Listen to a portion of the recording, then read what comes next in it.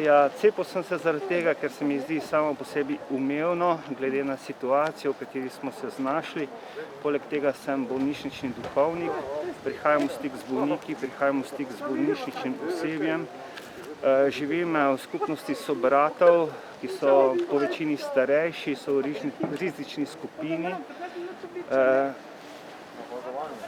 Samo cepljenje je varno, je učinkovito in etično tudi sprejemljivo. Tako da želim, da bi se čim več ljudi cepilo, da bi čim prej ta epidemija prenehala in da bi zaživeli normalno življenje.